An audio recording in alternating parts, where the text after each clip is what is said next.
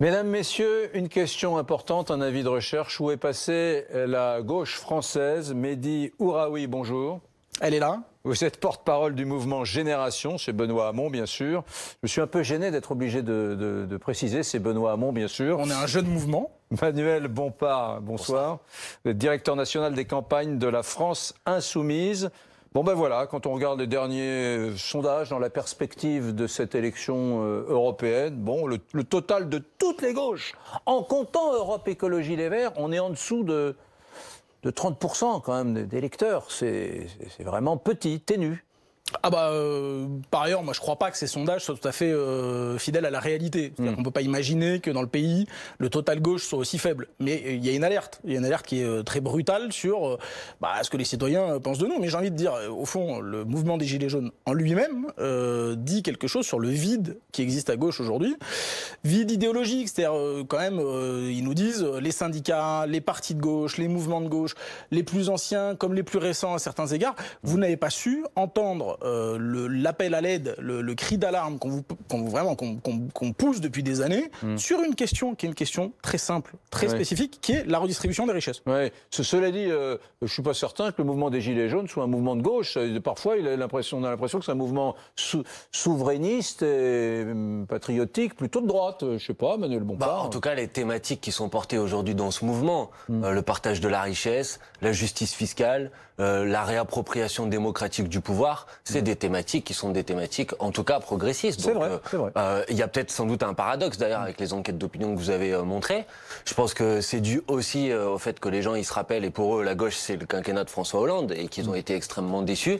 Et je crois que c'est notre tâche, notre responsabilité maintenant de montrer que on peut incarner ces aspirations qui s'expriment aujourd'hui sur les ronds-points. Quand je dis avis de recherche, où est passée la gauche française, vous pensez que vos mots, les mots de la gauche française, MAUX, sont dus en partie à ce quinquennat de François Hollande?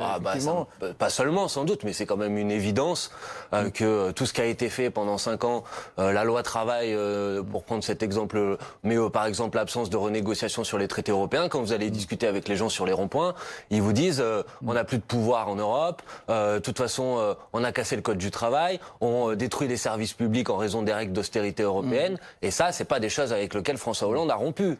Donc je pense qu'il a une responsabilité claire. Après, on en a une aussi, c'est sans doute que les gens se disent les formations politiques, ça n'a pas réussi à porter nos aspirations. Alors, les Verts, Europe Écologie Les Verts, ils sont dans les deux scénarios avec une liste Gilets jaunes ou sans liste Gilets jaunes, ils sont devant vous, Génération, ils sont devant vous, la France Insoumise, légèrement. Non, mais pas la question qu'on se pose, Gilets jaunes, monsieur. Est-ce que les Français ont vraiment envie de gauche? Est-ce qu'il y a un désir de gauche, comme il y a pu y avoir un désir de gauche en 81? Est-ce qu'il y a un désir de gauche aujourd'hui? Alors, aujourd'hui, il y a une question qui est assez simple. C'est est-ce qu'on reste dans la camisole démocratique, dans laquelle les vieux partis, le vieux monde, Macron a été élu sur le rejet du vieux monde, sur ce point-là, il n'avait pas tout à fait tort. Le problème, c'est qu'il l'incarne jusqu'au bout, dans la Ve République, dans le fait de se prendre pour Jupiter, dans le fait de vraiment d'obéir de façon totalement servile au lobby, etc. Mais ce que nous disent quand même les gens, c'est attention, ne regardez pas forcément en arrière les grandes figures, Jaurès, Blum, Mitterrand, etc. Bon, tout ça est très important, mais regardez devant. Et proposez-nous des solutions pour le monde qu'on connaît nous, c'est-à-dire l'ubérisation, la destruction de la planète, etc. Et donc nous, dans ce mouvement des Gilets jaunes, ça a été très compliqué, je trouve, pour les partis politiques. Parce que la question, c'est de savoir si on soutenait, si on récupérait. Tout ça a été une espèce de ligne de crête difficile à respecter. Nous, par exemple, à la Génération, on a décidé de faire une chose assez simple. C'est d'avoir des propositions positives. Parce qu'on ne supporte plus cette espèce de politique toxique qui étouffe les citoyens. Je ne voudrais pas être espiègle, mais ça ne marche pas trop, vos propositions. Vous êtes aussi haut dans les sondages que François Asselineau. On a passé Noël, donc vous ne prenez pas vos désirs pour la réalité. On n'est pas tout à fait enterré quand même. Et nous, par exemple, dans ce débat, on a défendu le revenu universel sur la question du pouvoir d'achat, le passage à la 6ème République. C'est des choses sur lesquelles, avec Manuel, évidemment, on peut se retrouver. La hausse du SMIC, évidemment, revenir sur la suppression de l'ISF. Et puis des choses nouvelles. Par exemple, la question de la taxation des GAFA à un niveau européen, c'est une chose qu'il faut envisager. L'ISF européen, c'est une chose qu'il faut envisager. Donc simplement, ce que je veux dire par là, c'est qu'on ne peut pas être juste dans les passions tristes, dans quelque chose d'énervé, de toujours en colère, etc. Il faut redonner de l'espoir à ce pays. Pourquoi vous alliez pas, là, Génération, et puis vous, la France Insoumise? Et puis les forces de gauche qui sont pas en grosse forme en ce début d'année 2019, dans la perspective des européennes. Mais vous l'avez dit vous-même, si on additionne aujourd'hui les scores des listes qui se prétendent ou qui sont classées à gauche, ça ferait 33 ou 34%. Donc la question, elle n'est pas là. La question, c'est comment les propositions qu'on porte, elles permettent de renouer avec les aspirations populaires. Moi, la question de savoir s'il y a un besoin ou une envie de gauche, franchement, c'est pas une question qui m'intéresse vraiment. Ce que j'observe, c'est que les gens, ils veulent davantage de pouvoir d'achat parce qu'ils ont des vies qui sont des vies trop difficiles. Ils veulent davantage de pouvoir et ils veulent de la justice fiscale. Et là, on a des propositions à faire. Une constituante pour une 6e République, une réforme fiscale pour que enfin les gens payent de l'impôt à proportion de leurs revenus et une augmentation du SMIC et des salaires. Et ça, c'est ce que les gens demandent. Donc il y a un paradoxe dans cette situation. Mais les aspirations qui s'expriment aujourd'hui dans ce mouvement des Gilets jaunes, c'est des aspirations qui sont raccord avec nos propositions. Donc maintenant, c'est à nous de faire ce travail, à nous de montrer qu'effectivement, on peut les porter par des propositions politiques. Quand on regarde le sondage Elab qui est sorti cette semaine, il dit bien qu'en cas de constitution d'une liste Gilets jaunes, il a été fait d'ailleurs avant qu'on apprenne l'existence de cette liste, le Vavasseur, eh bien en cas d'une liste Gilets jaunes aux européennes, vous, la France Insoumise, vous perdriez 1 point.